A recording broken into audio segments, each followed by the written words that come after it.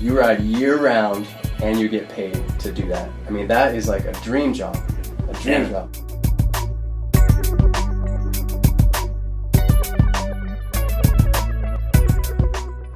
Find your niche and go with it. If you want to snowboard every day, work hard, and you can accomplish that goal.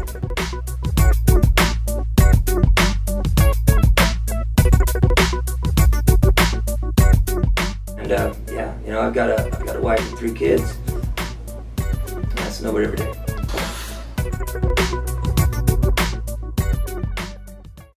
We're at Timberline here in Mount Hood, Oregon, and we're with Steve Muise, and he's the director of the ski school up here. So we're going to talk a little bit about how you can potentially build a career working either at a ski resort or just in the snow industry, and just kind of the steps that you might want to take. I started when I was 17, and they didn't have lessons then. Nice. Actually, not at that mountain, at least. And no, I destroyed myself. It was at night on ice, and it was fun until I couldn't move the next day. But obviously, I enjoyed it enough to continue with it. So I was hooked instantly, and after that, I just figured out how to be on the hill as much as possible. And the only way I could do that was to get a job at a mountain. So I started working at Mount Bachelor. My first season, I was a lift attendant there, and which was cool, being around a lot of people that enjoy the same thing that I did. But you know, one day I saw an instructor with a group of kids come down, and I was like, you know, I think I could do that. And so I tried out and started instructing, and really I figured out that's what I really like to do. And so I've been, I guess I've been snowboarding for 19 years now. I've been teaching for 15, and loving every minute of it.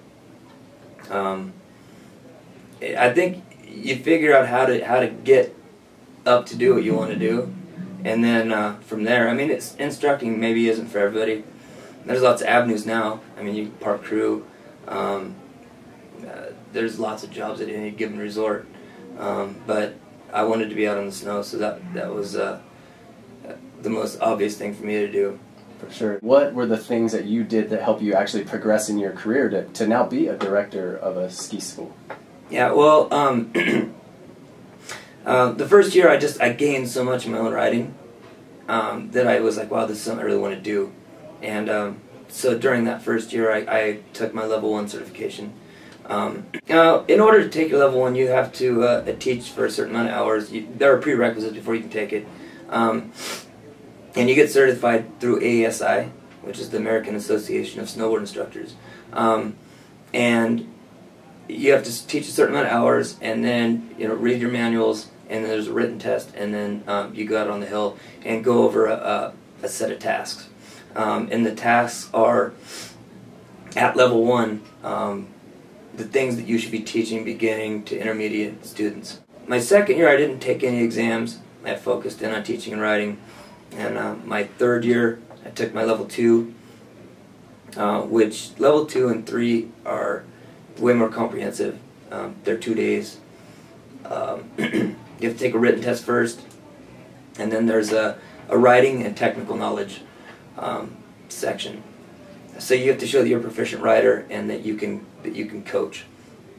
And then my fourth year, I got my level 3.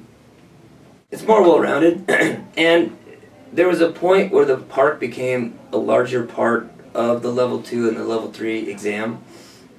But what we found, we wanted to make it more, or they wanted at the time, wanted to make it more of a specialty thing, because there are lots of great coaches that aren't necessarily great freestyle coaches.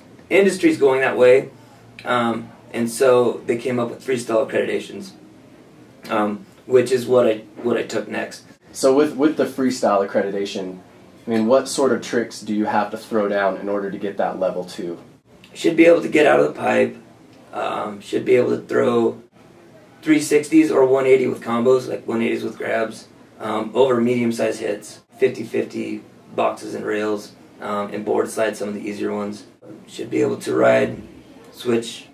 What skills do you look for in people that you think would make good coaches? Well, first of all, instructing and coaching isn't for everyone. There are a lot of really good snowboarders out there. There are very few that actually have the patience and the personality to be a great instructor. Some people, I mean, it's not everybody's gig, but personality-wise, you have to enjoy working with people. I think you have to get satisfaction from watching other people progress. Myself, I get more satisfaction giving something to somebody and watching them actually, attain their goal than myself getting a new trick. So attack it. It's becoming more of an industry where there are more jobs. There's potential there. Find your niche and go with it. If you want to snowboard every day, work hard, and you can accomplish that goal. Man, those are words of wisdom.